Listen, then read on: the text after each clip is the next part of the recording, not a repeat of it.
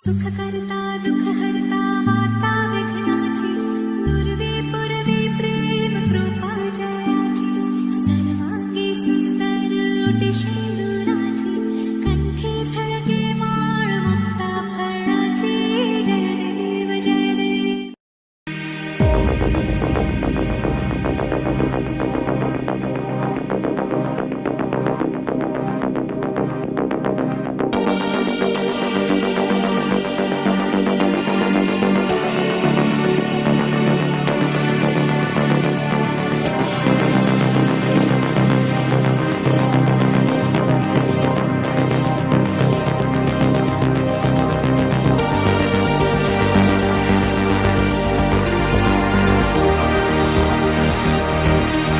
कहानी एक गांव शक्तिगढ़ की है।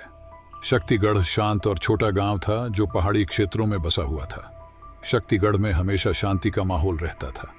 शक्तिगढ़ कई गांव के बीचों बीच बसा हुआ गांव था। इस गांव में केवल 50 लोग ही रहते थे। गांव कम सुविधा होने की वजह से ज्यादा कोई इस गांव में आता नहीं था, न किसी को जरूरत ही पड़ती थी। लेकिन एक बार गांव में एक बंजारों का समूह आता है जिसमें बच्चे बूढ़े बड़े सभी थे। गांव वालों के लिए एक अजीब बात थी कि ये बंजारे आखिर आए क्यों। गांव का सरपंच कमल कश्यप था और बंजारों का मुखिया कुणाल था।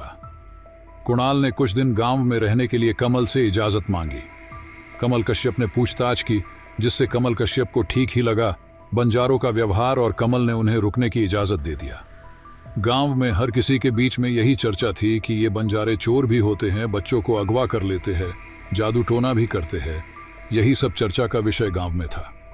बंजारों के आने के कुछ दिन बाद ही शक्तिगढ़ में वही अनहोनी हुई जिसका सबको डर था। एक बच्चा गांव से गायब हो जाता है। वो बच्चा जो गायब हुआ उसका नाम था गोलू उर्फ एबी डिविलियर्स। सभी का शक बंजारों पर था क्योंकि उन्हीं के आते ही ये घटना शुरू हुई।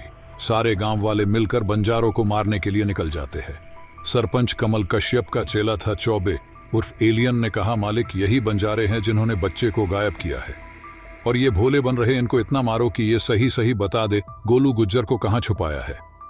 सभी आक्रामक अंदाज में थे। बंजारों के ऊपर सब टूट पड़ते हैं।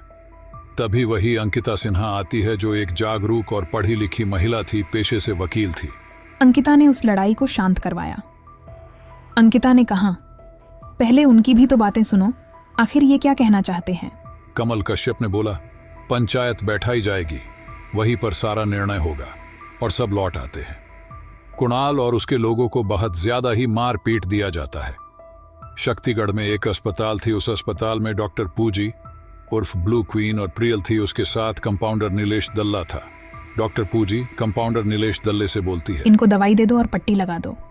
2 दिन बाद अब दिन था पंचायत का। पंचायत एक बरगद के पेड़ के नीचे होती है जहां सरपंच कमल कश्यप और उनका चेला एलियन उर्फ चौबे था, साथ ही वकील अंकिता सिन्हा थी और गोलू गुज्जर के पिता अंकुर पांडे थे। कमल ने कहा, क्या तुमने अंकुर के बेटे गोलू को अगवा किया है? कुणाल ने कहा, मैंने बच्चों को अगवा नहीं किया, हम सब सीधे साधे बंजारे हैं और अगर हमने किया होता तो आप देख सकते ये गांव छोटा सा है और किसी न किसी ने हमें जरूर देखा होता बच्चे को अगवा करते और उसे अगवा करके आखिर हम करेंगे क्या। तभी चौबे ने चिल्ला के, कहाँ तुम लोग यही करने आए हो? तुम जादू टोना बच्चों का अपहरण करते हो और भोले बन के निर्दोष बन जाते हो। अंकिता ने चौबे को चुप कराते हुए कहा, तुम कैसे कह सकते हो कि उसने गोलू गुज्जर को अगवा किया? उसकी बातों पर जरा गौर करो, सीधा सीधा लॉजिक है। कमल ने कहा, जब तक गोलू गुज्जर का पता नहीं चल जाता कोई गांव से न बाहर जाएगा न आएगा। तभी चौबे ने कहा, मालिक अरे यही है बच्चे को अगवा करने वाले, इन्होंने ही किया है। कमल ने फटकार के कहा, चुप रहो, पंचायत में कोई समाधान नहीं निकलता। वो बंजारे जख्मी भी थे। अब चारों तरफ सख्त निगरानी और पहरेदारी कर दी जाती है। अंकुर अपने बेटे गोलू को लेकर चिंतित होता है। दूसरा दिन होता है, बच्चे सारे स्कूल जाते हैं। गांव में एक ही स्कूल था, लोनली स्ट्रीट स्कूल। वहां पे एक नौकरानी और 2 शिक्षिका चीकू उर्फ जस्ट फील और जुबी खान थी। नौकरानी दोनों टीचर से बोलती है, मैडम क्या होने लगा? गांव में गोलू को अगवा कर लिया गया, मुझे लगता है ये सारा काम बंजारों का है। चीकू और जुबी बोलती है, बस गोलू मिल जाए, सही सलामत हो। स्कूल की छुट्टी होती है, सभी बच्चे अपने अपने घर आ जाते हैं, लेकिन एक बच्चा घर नहीं आया था। उसका नाम था विकास राज कश्यप। विकास सरपंच कमल के साले का छोटा बेटा था। सब उसका इंतजार कर रहे थे, लेकिन वो घर वापस नहीं आया। अब तक 2 लोग शक्तिगढ़ से गायब हो चुके थे। दूसरे दिन वापस पंचायत बुलाई गई, जिसमें कोई नतीजा नहीं निकला। तभी कुश पाठक, जो एक जानकार व्यक्ति और ज्ञानी थे, उन्होंने कहा, ये अगर बंजारों का किया धरा होता तो गांव की सीमा पर कोई न कोई जरूर संदिग्ध क्रियाकलाप नजर आती, और जो नजर रखे हुए है बंजारों पर, वहां पर भी कोई खास हलचल नहीं है। दोबारा कुणाल को बुलाया जाता है। चौबे बोलता है, अगर तुम लोगों ने नहीं बताया बच्चे कहाँ गायब कर रहे तो तुम सबके बच्चे मारे जाएंगे, और तुम सब भी। अंकिता को भी कहीं ना कहीं शक था कि अगर गांव वालों के बच्चे गायब हो रहे तो बंजारों के बच्चे भी गायब होने चाहिए, मगर ऐसा नहीं हो रहा। लगभग 60 दांव पेंच बंजारों की तरफ इशारा कर रहे थे। बच्चे स्कूल जाना बंद कर दिए, मगर फिर भी बच्चे गायब हो रहे थे। कुश पाठक ने कहा, मैं ऐसे लोगों को जानता हूं जो मंगलगढ़ में रहते हैं, उन्हें बुलाना पड़ेगा। मंगलगढ़ और शक्तिगढ़ एक छोर से दूसरी छोर में थे। कुश पाठक द्वारा उन्हें बुलाया जाता है। महाराज श्वेत, छोटू और आशुतोष तिवारी मंगलगढ़ में रहते थे। अचानक महाराज को खत आता है। खत था शक्तिगढ़ से और कुश पाठक द्वारा भेजा गया था। चारों लोग मंगलगढ़ से शक्तिगढ़ की तरफ जाने की तैयारी कर लेते हैं। शक्तिगढ़ से मंगलगढ़ का रास्ता बेहद ही घने जंगल से होकर गुजरता था। श्वेत, महाराज, छोटू और आशुतोष चारों लोग 2 बुलेट गाड़ी से शक्तिगढ़ की तरफ रवाना होते। जंगल भीषण घना, सुनसान रास्ता, गाड़ी की आवाज पूरे जंगल को अपने आगोश में करके रखी थी। सरसराती हुई हवा और बुलेट की रफ्तार, वही 650 सीसी का दमदार इंजन अपना परिचय मानो हवा और गति को दे रहा था। ऐसा लग रहा था कि गाड़ी अब हवाओं से बातें कर रही है। शाम होते होते महाराज, आशुतोष, श्वेत और छोटू शक्तिगढ़ पहुंच जाते हैं। कमल कश्यप महाराज, आशुतोष, श्वेत, छोटू का गांव में स्वागत करते हैं। साथ ही कुश पाठक उन्हें अपने घर में रहने की व्यवस्था करते हैं। चौबे बोलता है, मालिक, इनको बुलाने की क्या जरूरत थी? ये लोग कुछ नहीं कर पाए।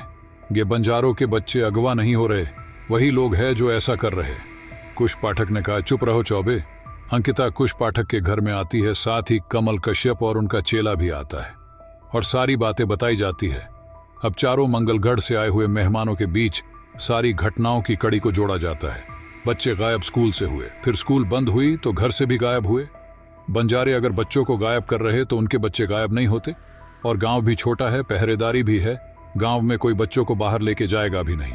तभी दरवाजे खटखटाने की आवाज आती है और सोनी बोली, साहब, आपका खाना लग गया है, आइए भोजन कर लीजिए। सभी भोजन करते हैं। भोजन के बाद कुश पाठक सोने का इंतजाम कर देते हैं। इसी के साथ अंकिता भी, कमल, चौबे अपने अपने घर चले जाते हैं। अब कुश, आशुतोष तिवारी, श्वेत, छोटू और महाराज अब आगे की बात शुरू करते हैं। अगर बच्चे जिंदा भी है तो उन्हें खाने के लिए भोजन सामग्री का प्रबंध करना एक इंसान की बात तो नहीं, क्योंकि गांव में सब मध्यम वर्ग के हैं। इतनी सी बात होने के बाद पांचों सो जाते हैं। गांव में दूसरा दिन होता है। कुल के साथ चारों शक्तिगढ़ की मंदिर में जाते हैं। वो मंदिर मां काली का था, जो बहुत ही पुराना था। उसी मंदिर में एक औरत थी जिसके दोनों बच्चे भी गायब थे। चारों ने पूछा, ये कौन है और क्या हुआ इसे? कुश पाठक ने कहा, इसका नाम मोनादेव है, इसके बेटे भी गायब हो गए हैं। मोनादेव ने कहा, मेरे करण अर्जुन आएंगे, मेरे करण अर्जुन आएंगे। मोनादेव ने कुश पाठक का कॉलर पकड़ के कहा, बोलते क्यों नहीं, मेरे करण अर्जुन आएंगे ना? हाँ। चारों ने कहा, हाँ आएंगे आपके करण अर्जुन। और सब वापस कुश पाठक के साथ सब वापस आ जाते हैं। थोड़ी ही देर में अंकिता भी आ जाती है। गांव में कड़ी दोपहर जैसे हवाओं के झोंके में आग के गोले फूक रही ही। भीषण तपती गर्मी, चिलमिलाती धूप, मानो ऐसा लग रहा था कि पूरा गांव बेरहम गर्मी के आगोश में आ गया हो। चारों तरफ भरी दोपहर सन्नाटे ने कोहराम मचाया था। वही हवाओं, सरसराहट सन्नाटे की तार को चीरते हुए आगे बढ़ रही थी। अब आगे की चर्चा शुरू होती है। अंकिता ने कहा, अगर बच्चों को खाना खिलाना एक लोग की बात नहीं तो बंजारे भी हैं जो समूह में है, और वो तो सक्षम है गायब हुए बच्चों को खाना खिलाने में। आशुतोष ने कहा, क्यों ना हम सब आज बंजारों के यहाँ दोपहर का भोजन करें। सबने कहा, अच्छा विचार है। इससे ये आकलन होगा कि बंजारे क्या हमें भोजन करवाने में सक्षम है या नहीं। और श्वेत, छोटू, कुल, महाराज, अंकिता, आशुतोष के साथ बंजारों के यहाँ भोजन करने निकल जाते हैं। बंजारों का मुखिया कुणाल स्वागत करता है और बोलता है, आप सब यहाँ। कुश ने कहा, आज हम सब आपके साथ भोजन करेंगे। बंजारों के मुखिया कुणाल ने बोला, हे अन्यथा, हमारे पास उतना भोजन नहीं कि हम आप सबको भोजन भर पेट करवा सके, मगर इतना है कि आप आए हैं तो कुछ ना कुछ करवा देंगे। सभी भोजन के लिए बैठ जाते हैं। तभी कमल अपने चेले चौबे के साथ आ जाते हैं। बोलते, अरे आप लोग यहाँ। कुणाल ने कमल और उसके चेले चौबे का स्वागत करता है। बोलता है, आइए आप भी आज हम सबके साथ भोजन करें। एलियन उर्फ चौबे ने कहा, तुम लोग के साथ हम भोजन नहीं करेंगे, हम करके आए हैं। चौबे बोला, और आप लोग यहाँ खाना खाने आए हो या बच्चों को ढूंढने? सबने चौबे की बात को अनसुना करते हुए भोजन करने के लिए बैठ जाते हैं। कमल ने भोजन नहीं किया, लेकिन बाकियों को भोजन परोसा जाता है, जिसमें 2-2 रोटी और अचार था। सभी ने भोजन किया और वहां से वापस कुश के घर आ गए। सोनी बोली, आप लोग इतनी दोपहर खाना के समय कहाँ गए थे? कुश ने कहा, ऐसे ही खाना लगाओ हम सबका। सभी खाना खाते हैं और अंकिता भी आज साथ में भोजन करती है। अब आशुतोष ने कहा, यह काम बंजारों का नहीं है, अगवा करना बच्चों का। फिर ये काम किसी और का है। सभी ने कहा, बिल्कुल बंजारे इतने सक्षम नहीं कि एक को ही भर पेट खाना खिला दे।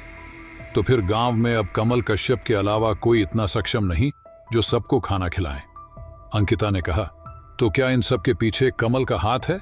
छोटू ने कहा, हमें ये सब बातें गुप्त रखनी होगी। और दोपहर में आराम करते हैं। शाम का वक्त था। अंकिता भी शाम को कुश पाठक के घर आ जाती है। वापस से चर्चा शुरू होती है। छोटू ने कहा, अगर कमल का इन सब के पीछे हाथ है तो फिर कमल ने हमें क्यों बुलवाया?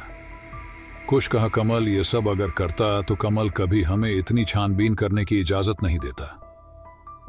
अब यह किस्सा और ज्यादा पेचीदा होने लगा था, क्योंकि शक जिस पे हो रहा था वो शख्स कमल था, और कमल का हाथ इन सब के पीछे है। तो कमल ने सबको यहां बुलाया क्यों?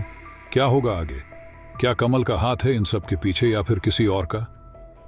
आगे जानने के लिए देखते रहे गुमराह, एक साजिश, भाग 1।